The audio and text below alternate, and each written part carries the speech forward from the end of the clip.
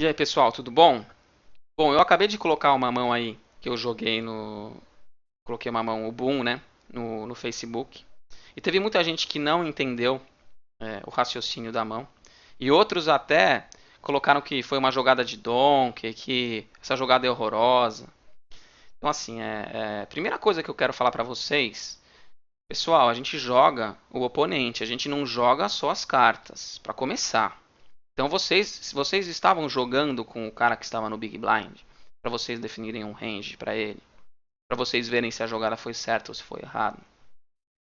Então assim, questionar, óbvio que você pode ter dúvidas da mão. Então você pode perguntar, poxa Amadeu, mas será que não era melhor check no turn? Amadeu, será que não era melhor um check raise, né? Check shove no flop? Aí é diferente, a gente começar a comentar a mão, para vocês perguntarem como esse jogador jogava, teve até gente que perguntou aí, mas Amadeu, como era o vilão? Aí tudo bem, aí a gente está começando a falar de pôquer. Agora, a partir do momento que você olha as cartas e fala, não, essa jogada é horrorosa, porque não existe esse tipo de ação, pera lá. Vamos tentar entender o raciocínio? Vamos pensar de uma maneira mais evoluída, de uma maneira mais avançada na questão do jogo, tá? Vamos parar de ficar no padrãozinho? Muito padrãozinho. Se a gente for fazer o que todo mundo faz, a gente tá igual a todo mundo. Putz, estamos jogando num nível ruim. Estamos ali na média. A gente precisa ser acima da média. Então vamos entender, eu vou explicar para vocês entenderem qual foi a lógica, qual foi o raciocínio nessa mão, tá? Então vamos lá. Estou jogando aqui o Six Max. Nós já estávamos em 3 jogadores na bolha. E eu vou mostrar essa mão aqui. Esse cara que está no Big Blind, ele é um cara extremamente agressivo, tá? Então ele é um cara que quando eu aumento ele dá muito all-in, ele beta muito no flop, ele blefa bastante. Eu já tinha pego blefs dele.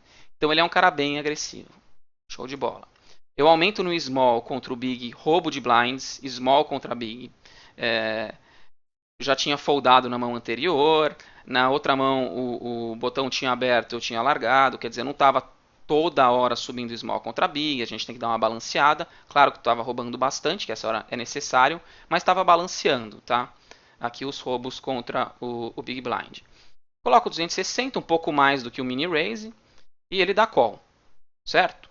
Primeira coisa, se ele tem um As 9, um As 8, um As 5, um As X, ele já me põe na porta. Ele já dá all-in aqui nessa parada. Se ele tem um par médio ali para um par bom, a mesma coisa. Então vamos lá. Que mãos que eu coloco aqui no range dele? Coloco ele num Rei 9, talvez um Rei 10, um 7 8, um 8 e 9. Mãos conectadas.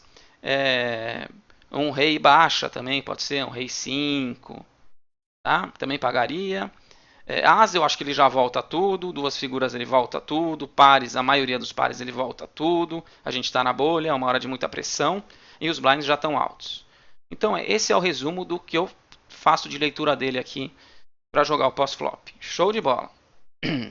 O flop traz As, As e 10. Se eu tenho esse As, eu não saio betando, eu dou check, certo? Para induzir um cara que é agressivo a blefar. Então eu dou check. Porque eu acredito que no board As e 10 ele não acertou nada. E se ele acertou o As ou o 10, ele vai dar check. Trincado ele não vai betar para me tirar da mão. Se eu dou check antes, ele não vai betar ali trincado. Ele vai dar check. E com o 10 ele dá check porque o meu check antes pode representar a trinca de As. Eu posso ter dado check ali com o As para ele betar. Então eu acho que ele com o 10 ele checa. Ele não beta. Então vamos ver se ele tem esse 10. Se ele checar, me assusta mais do que o bet. Porque aí pode ser o As ou o 10. Então vamos lá. Ele beta 360 num pote de 565. Que é uma certa pancada. Ele não tem o As, ele não tem o 10. Ele não faria isso. Eu estou jogando com ele há meia hora. Ele não faria isso com o As. Ele pode me espantar, ele vai me espantar da mão na maioria das vezes. E ele não faria isso com o 10, não tem por que ele fazer isso com o 10. Ele dá check. No turn ele vê. Eu checo de novo o turn. Ele pega e beta com o 10 no turn. Porque ele já viu a minha ação check flop, check turn. Aí ele se sente confortável com o 10. O As, idem. Eu checo o turn, ele beta com a trinca de As. Tranquilo? Então aqui ele não tem. Para mim ele não tem nem o As, nem o 10. É blefe, que é blefe seco. Ah, Matheus, se é blefe seco, volto all in nele. Não, sabe por que não? Eu prefiro ver o turn, porque se eu acerto o flush no turn, eu dou check para ver se ele continua o roubo dele. Se ele continua querendo contar uma história de que ele tem uma mão que ele não tem. Entendeu? Então eu deixo ele pular na lança. Por isso que eu não volto no flop. Pode voltar no flop pela leitura que ele não tem nada? Pode. Tá? Mas o call eu acho que assusta mais também. Porque eu volto ao in aqui com o As. Será? Não dou call só? Trincado? Então o call representa mais o As. Certo? Então eu vou para o check call, protegido pelo flush. Acreditando que eu posso até estar na frente dele. Com dama 6. E jogando pela dama também. Porque se ele tem o 10, o As e o 10 ele não tem. Se ele tem, sei lá, um par de 5, eu tenho dama ou 6, por exemplo. Além do flush draw. Tá? Então eu dou o call só. Eu represento mais força. Se eu acertar uma mão de valor, eu dou check para extrair mais fichas do blefe dele. E dependendo do turn, eu vou ver o que eu vou fazer. Tranquilo. No turn bate um 4 que não muda nada na ação do jogo. Esse 4. Ele não vai mudar nada. Certo? Agora, muita gente falou, mas eu dou check de novo. Tá, eu dou check de novo, ele enfia tudo. Ele estoura all in. E aí, vou pagar com dama 6? Aí ele abre um 4 e 5. Aí ele abre um par de 2. Par de 3. E aí? Eu dou o call perdendo, de dama 6. Ele abre um dama 9. Um dama 8. Entenderam?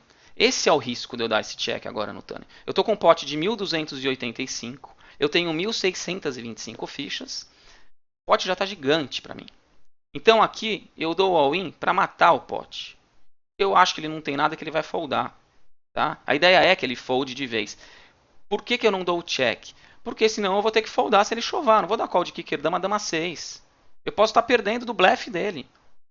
Ele pode ter uma mão ali que é melhor que a minha do que o meu dama 6. Entenderam? O risco de eu dar o check é ele soltar uma bomba e eu tenho que largar. Então eu não dou a chance dele blefar. Eu pego uma posição que é ruim, small contra big, e transformo numa posição boa. Porque eu falo antes. Aqui quem chovar leva a mão. Eu chovo antes para ele não ter ação de blefe depois. Então esse é o raciocínio. Entenderam? Eu acho que ficou bem explicado, né? Deu para entender que tem uma lógica, total lógica essa mão. Quem não tinha entendido e falava que uma mão horrorosa, aqui eu acho que agora tá muito simples de entender. Para mim é completamente uma mão extremamente bem jogada.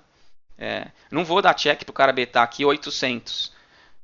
Aí eu volto ao in, ele dá call lá de rei dama, de rei valete, de valete dama, de par de 2, porque aí ele já tá comitado com o pote.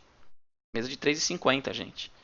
O cara paga. O cara, se ele botar aqui 800 com par de 2, eu estouro all in, ele vai pagar. Vai ter um caminhão, vai ter mais de 2.000 fichas, ele vai ter que pagar 400, 500. Entenderam? Então eu tiro a ação de blefe dele blefando antes. Ah, Madeu, e se ele paga com 4 e 5 com 4? Aí eu jogo por dama, eu jogo por 6 e eu jogo pelo flush. Eu estou protegido por alguns outs ali ainda. Mas eu acredito que ele não tem nada, que ele vai foldar a mão e que eu vou matar ela no turn ali. Tá certo? Bom, esse foi o raciocínio. Espero que vocês que tenha ficado claro, que vocês tenham entendido. E é isso aí. Tá? Eu vou gravar novos vídeos aí. Vídeos interessantes e alguns vídeos de algumas mãos também para vocês. E espero que vocês curtam, tá? Quem quiser fazer o coaching, só entrar no meu site www.elcampus.com. Tem todas as informações lá. E é isso aí, galera. Boa sorte para vocês, bom jogo e até mais.